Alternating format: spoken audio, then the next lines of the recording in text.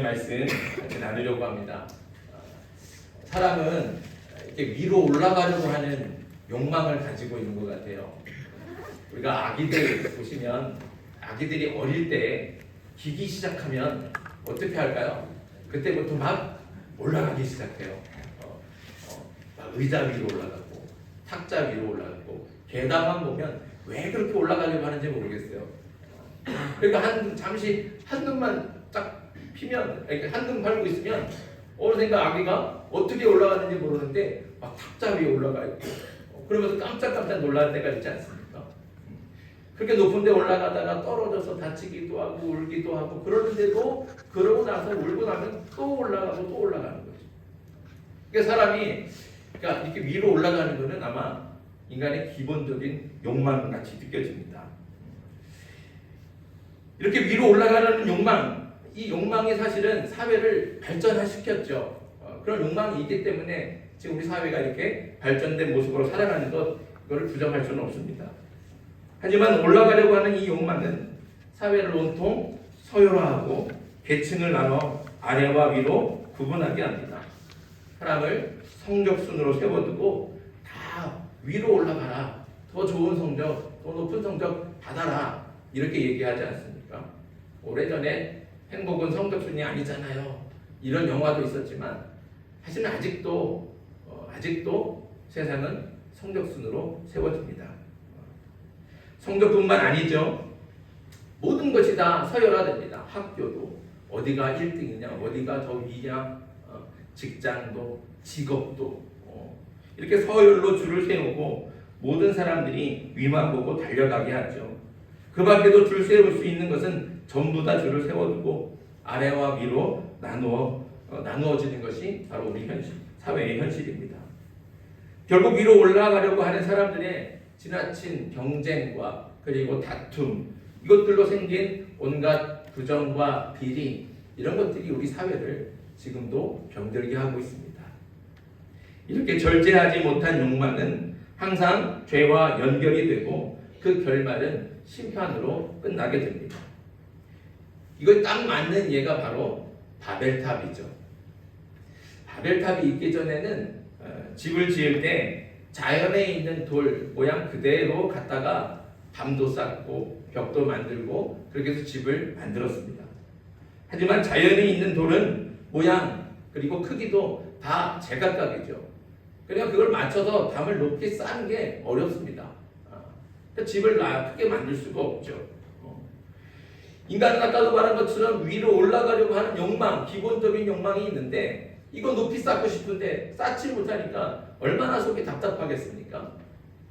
그래서 연구하고 고민하며 개발한 게 바로 벽돌이었어요. 진흙을 불에 부어서 벽돌로 만드는 거예요. 그게 벽돌로 만들면 어떻게 해요? 같은 모양과 같은 크기를 아주 쉽게 찍어내는 거죠. 그렇게 만들어낸 벽돌로 사람들은 더 높게 집을 만들고 탑을 쌓기 시작한 거죠. 위로 올라가려고 하는 인간의 욕망이 만들어낸 벽돌은 그렇게 인간의 문명과 기술을 크게 발전시켰습니다. 그래서 더 높고 튼튼한 성과 탑을 만들었습니다. 하지만 인간의 욕망은 멈추지를 않습니다. 절제가 안 되는 거죠.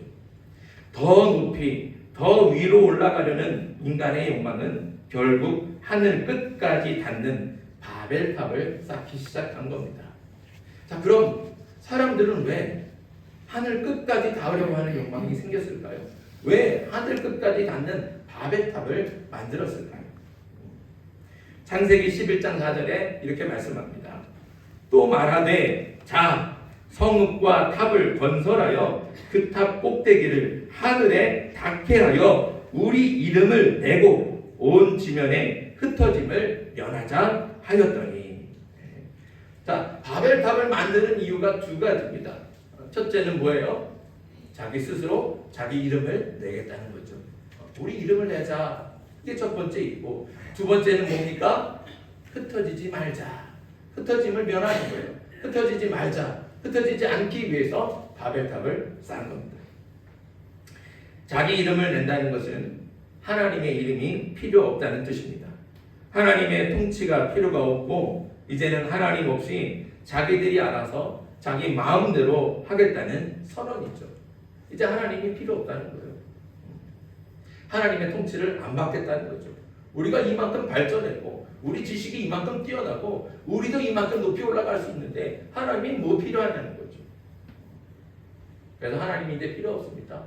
이제 우리 마음대로 살겠습니다. 이거 선언하기 위해서 바벨탑을 하늘 끝까지 닿도록 쌓는 겁니다. 얼마나 교만한 모습입니까? 이런 교만이 결국 하나님의 말씀을 거역하고 불순종하는 죄를 짓게 되는 것이죠. 사람들이 바벨탑을 쌓는 두 번째 이유가 뭐라 그랬습니까? 흩어지지 않기 위함이라고 했죠. 그런데 하나님께서 태초에 하나님이 하나님의 형상대로 사람을 만드시고 하나님께서 만드신 사람들에게 뭐라고 말씀하셨는지 기억하십니까?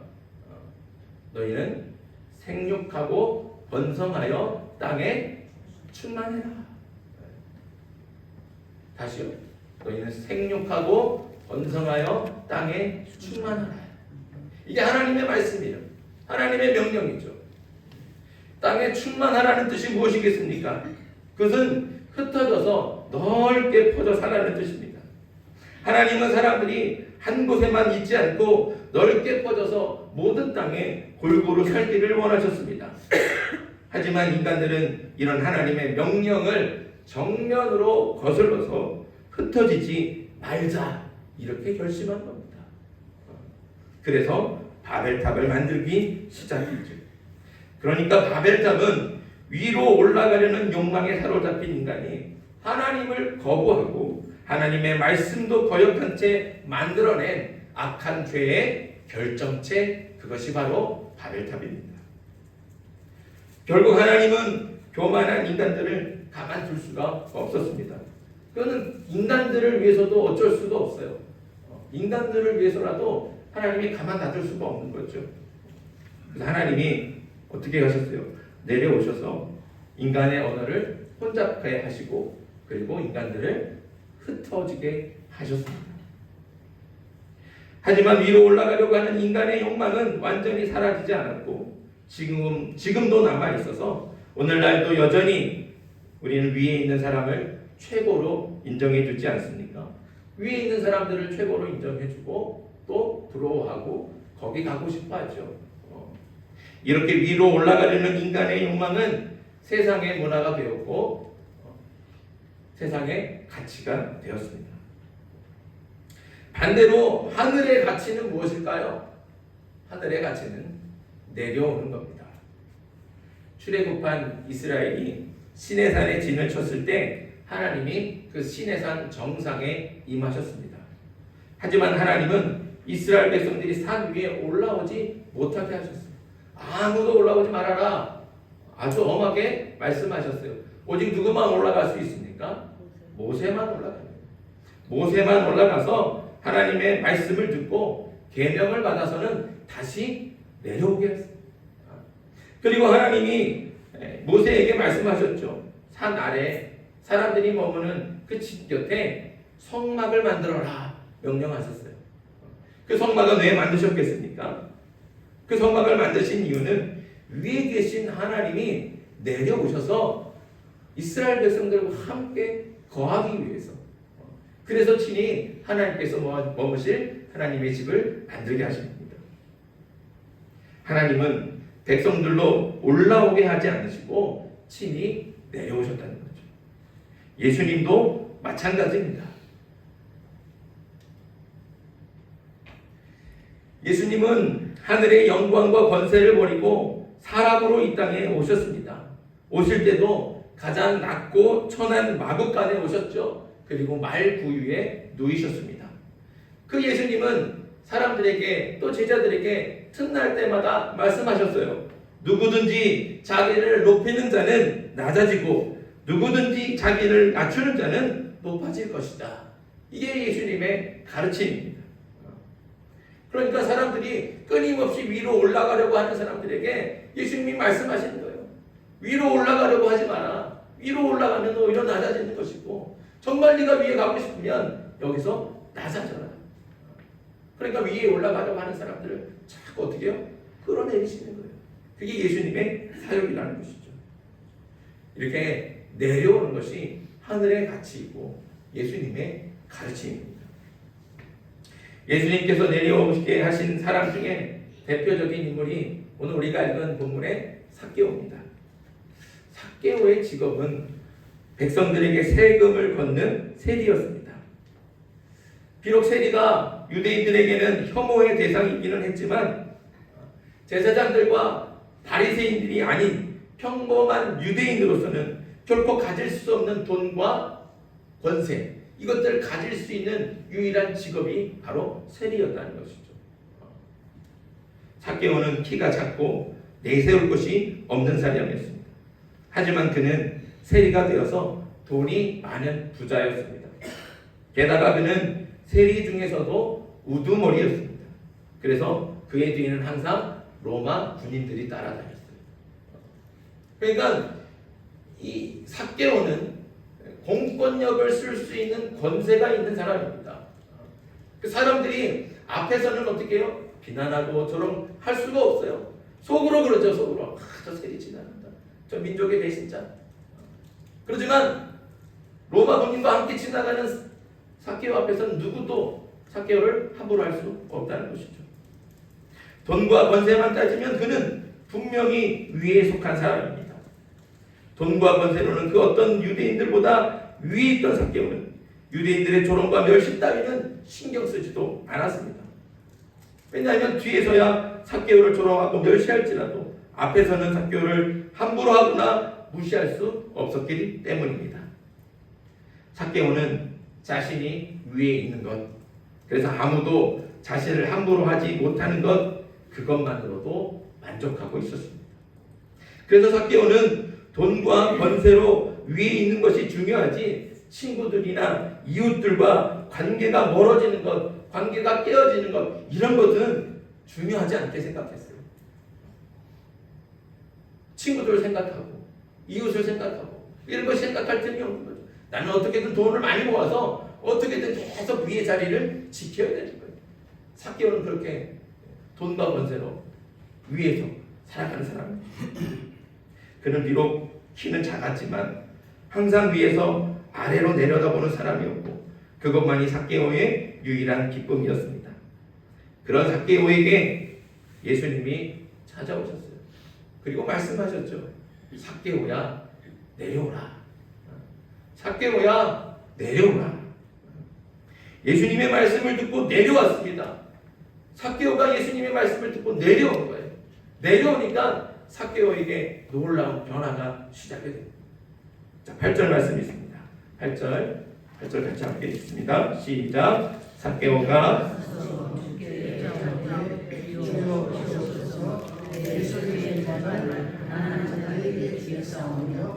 만일 누구의 것을 속여 빼앗은 일이 있으면 내 갑절이나 갚겠나이다. 아멘.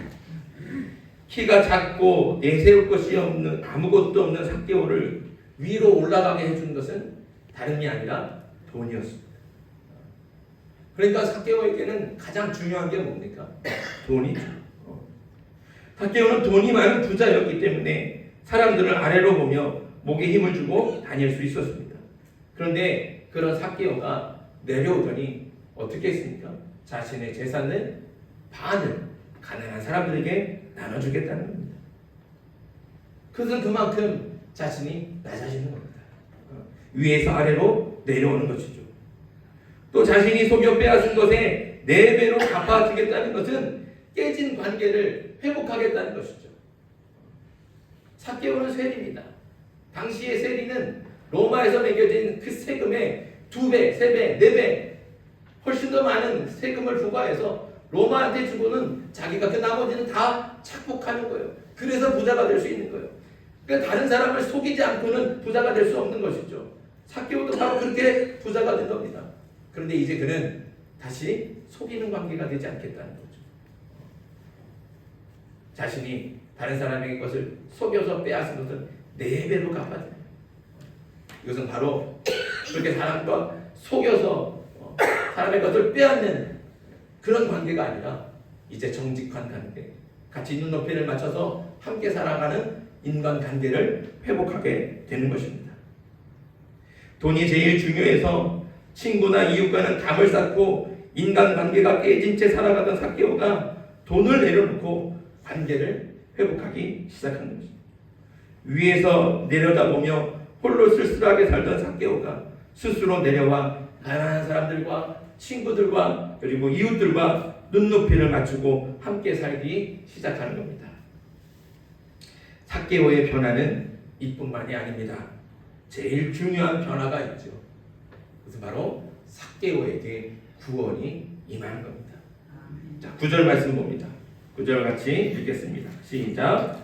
여호와 예수께서 이르시되 오늘 구원이 이 집에 이르렀으니 이 사람도 아브라함의 자손이니로다. 아멘. 돈이 아무리 많아도 구원받지 못하면 아무 소용이 없습니다. 돈을 가지고 천국에 갈 수는 없으니까요. 세상에서야 돈과 권세로 위에 살 수 있겠지만 그건 어디까지나 잠깐일 뿐이죠. 구원받지 못하면 결국에는 가장 낮고 어두운 지옥에서 영원한 고통에 헤매일 뿐입니다. 삭개오가 위에 있을 때는 구원받지 못했지만 예수님의 말씀을 듣고 내려왔을 때 삭개오에게 구원이 임했습니다. 삭개오가 나무에서 내려오고 나서야 그의 집에 구원이 임했고 인간관계도 회복이 되었습니다. 결론은 무엇입니까? 내려와야 구원이 임합니다. 내려와야 관계가 회복이 됩니다. 내려올 때 복음이 전파됩니다. 우리 검은교회는 오랫동안 위에 있었습니다. 위치적으로도 위에 있었지만 심리적으로도 위에 있었어요. 심리적으로 위에 있었다는 말은 검은교회만이 가진 자부심과 자랑이 있었다는 말입니다. 우리는 검은도에서 가장 오래된 교회, 장자교회라는 자부심을 가지고 있습니다. 또 검은도에서는 가장 크고 교인도 많고 또 재정도 튼튼한 교회라는 자랑이 분명히 우리 가운데 있습니다. 하지만 이 자부심과 자랑이 어느 순간부터 교만이 되고 겉모양과 형식을 중시하는 허세로 변질되어 있지는 않습니까? 아, 우리 검은교회인데, 그래도 우리 검은교회인데, 혹시 이런 모습으로 우리가 위에 머물러 있지는 않습니까? 이제 75년을 바라보는 검은교회는 달라져야 됩니다. 변해야 되죠. 자부심과 자랑만으로는 사명을 감당할 수가 없습니다. 그 변화의 시작이 바로 내려오는 겁니다. 우리는 두 가지가 내려와야 합니다. 첫째는 지리적인 위치가 내려와야 되죠. 사실 내려와야 하는 이유는 한두 가지가 아닙니다. 우리 교인들이 나이가 많아지면서 다들 무릎이 아파서 올라오는 것이 힘들다는 것, 그것도 물론 중요한 이유 중에 하나입니다. 하지만 그보다 더 중요한 것은 이제 더 이상 위에서 고상한 척 구경만 해서는 안 됩니다. 마을 속으로 주민들과 눈높이를 맞추면서 함께 할 수 있는 아래로 내려와야 될 줄 믿습니다. 둘째로 심리적인 위치가 내려와야 됩니다.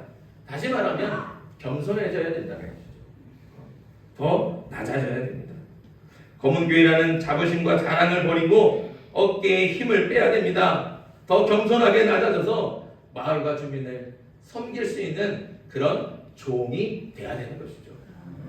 우리는 결코 주인이 아닙니다. 우리는 주님께서 종으로 부르셨습니다. 그러니 주님의 부르심을 따라서 더 낮게, 더 겸손하게 마을을 섬기고 주민을 섬기고 성도를 섬길 수 있는 저와 여러분들 되길 바랍니다.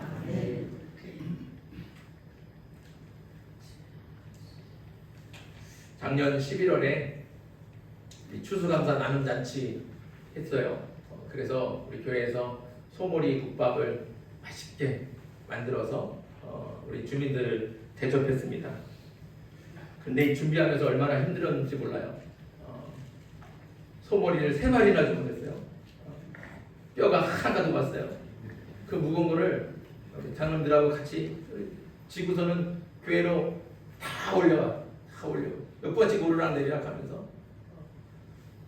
그걸 또 이틀 밤 우리 권사님들이 밤과 새가면서 고기 삶고 뼈 삶고 국물 쫙 우려내고 또 고기도 다 다듬고 썰고 그거 하시느라 이틀 동안 수시로 교회를 오르락 내리락 하시는 거예요.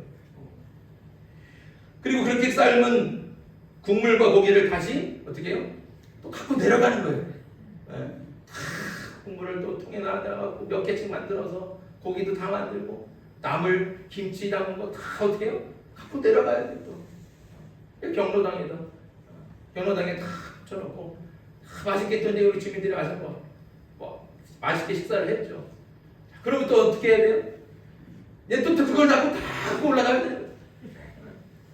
남은 음식과 큰 솥단지와 그릇들과 이런 것들도 다 싸질러주고 올라가는 거예요. 그러니까 이거 준비하면서 이 교회를, 이 언덕을 몇 번을 올라갔다 내려갔다 올라갔다 내려갔다 하루에도 몇 번씩 너무너무 힘들어서 끝나고 나니까 우리 권사님들 또 우리 교인들 다 뭐라고 그랬어요? 다시는 하지 말자. 네. 다시는 하지 말자 그랬어요. 다시는 하지 말자. 우리가 웃으면서 그렇게 얘기했죠. 웃으면서 그렇게 말했지만 사실 좀 마음속으로는 좀 많이 슬펐어요. 교회가 주민들을 위해서 밥 한 끼도 해주는 게 어려울까? 이렇게 힘들까? 그런 마음이 들더라고요. 그럼 우리는 어떻게 교회 주민들을 섬길 수 있을까? 곰곰이 생각해 봤어요. 왜 힘들까? 왜 힘들었을까?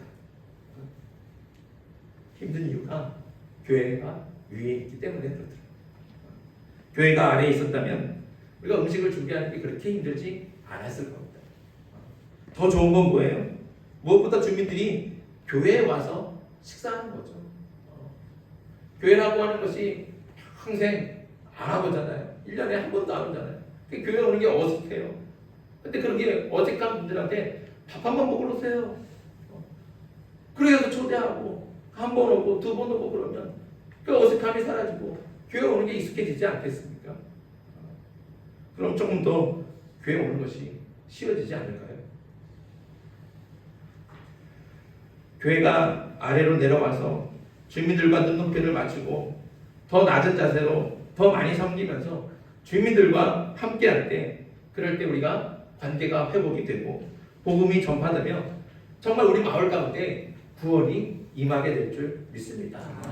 이런 기대와 소망이 생긴다는 거죠.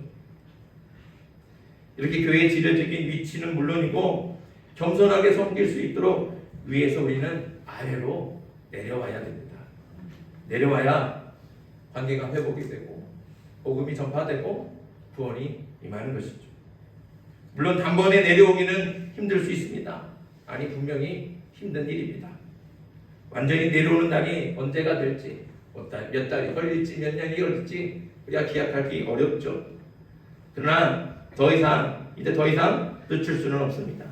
그래서 올해 2025년에 그 내려옴의 첫 발을 내디디려 합니다. 비록 많이 부족하지만 차근차근 기도하며 준비해서 한 걸음 한 걸음 내려오면 하나님께서도 우리를 도와주실 줄 믿습니다. 예수님께서 삭개오에게 말씀하셨어요. 삭개오야 내려오라. 오늘 이 말씀이 오늘 우리 검은교회에게 하시는 말씀인 줄 믿습니다. 우리에게도 똑같이 말씀하시는 거예요. 검은교회야 내려와라. 검은교회야 내려와라. 이 주님의 말씀을 듣고 우리가 우리에 있는 것들을 내려놓고 겸손하게 내려가서 섬기는 저와 여러분들 되게 우리 검은교회가 되길 간절히 소망합니다. 우리가 마음과 뜻을 모아서 내려가서 우리의 관계를 회복하고 복음을 전파하며 이 섬에 구원이 임하는 놀라운 역사를 바라볼 수 있는 저와 여러분들 되게 주님의 이름으로 축복합니다. 기도드리겠습니다.